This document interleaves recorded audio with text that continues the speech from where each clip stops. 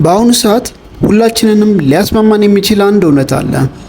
የፖለቲካ ዜናዎች፣ የኑሮ ውድነት፣ የዕለት ውጥረትና አእምሯችን እረፍት ማጣት ተባብረው አድክመውታል። ጠዋት ተነስተን ስልካችን ስንከፍት የምናየው ዜና፣ ገበያ ወጥተን የምናየው ዋጋ፣ አብዛኛው ሰው ወደፊት ምን ይፈጠራል በሚል ስጋት ውስጥ ነው ያለው። ነገር ግን በዓለማችን ታሪክ ውስጥ ይህ የመጀመሪያው አይደለም። ከባድ ማዕቀብ፣ የገንዘብ እሴት መቀነስ፣ ተከታታይ የፖለቲካ ውጥረት ያጋጠማትን የኢራንን ሕዝብ እንደ ምሳሌ እንወስዳለን። ኢራናውያን ሁለት ምርጫ ነበራቸው። ቀኑን ሙሉ ዜና እየተከታተሉ በጭንቀት መኖር ወይም የፖለቲካውን ውጥረት ወደ ጎን ብለው የራሳቸውን ሁለተኛውን ኢኮኖሚ መገንባት።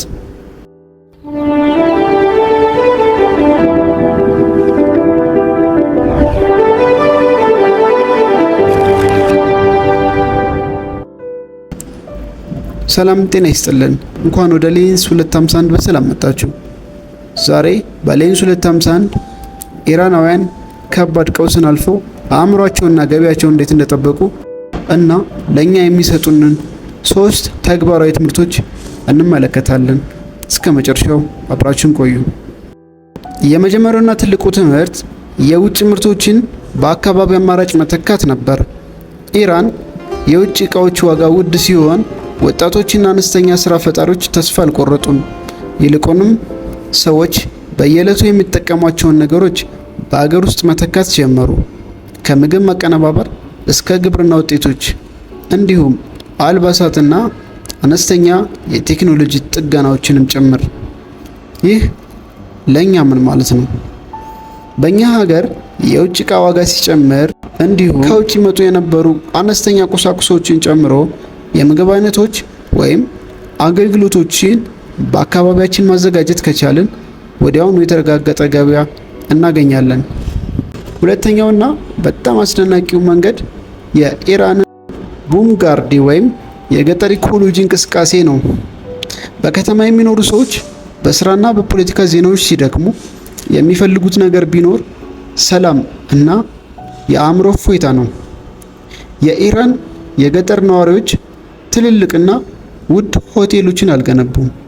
ይልቁንም የነበሩበትን ባህላዊ ቤቶች በማደስ የዳበረ አየርና የተፈጥሮ ምግብ፣ ሰላማዊ አካባቢን ለከተማ ሕዝብ በአነስተኛ ዋጋ ማቅረብ ነበር። ይህ የጉዞና የንግድ ሞዴል ለሀገራችን ፍጹም ተስማሚ ነው።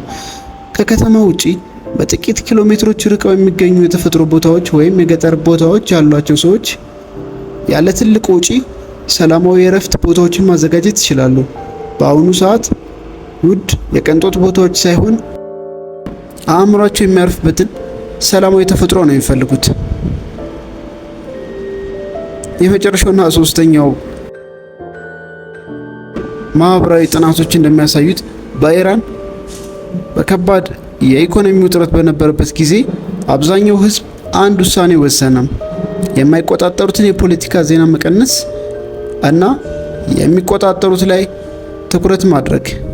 ትኩረታቸውን ወደ ቤተሰብ፣ ወደ አካባቢ፣ ወደ ማህበረሰባቸው፣ ወደ አዲስ ክህሎት ማሳደግና አነስተኛ የጎንዮሽ ገቢ መፍጠር ላይ ያደረጉ። ዜናን መከታተል ብቻውን ችግር አይፈታም። ክህሎትን ማሳደግና መስራት ህይወት ይለውጣል። እንግዲህ ውድ ወዳጆቼ ከዚህ ታሪክ የምንማረው ዋናው ነገር ይሄ ነው። ሀገራት በፈተና ውስጥ ያልፋሉ፣ ኢኮኖሚ ይወዛወዛል፣ ፖለቲካ ይመጣል ይሄዳል። ነገር ግን የኛ ህይወት፣ የኛ ጊዜና የኛ አእምሮ ሰላም በራሳችን እጅ ነው ያለው።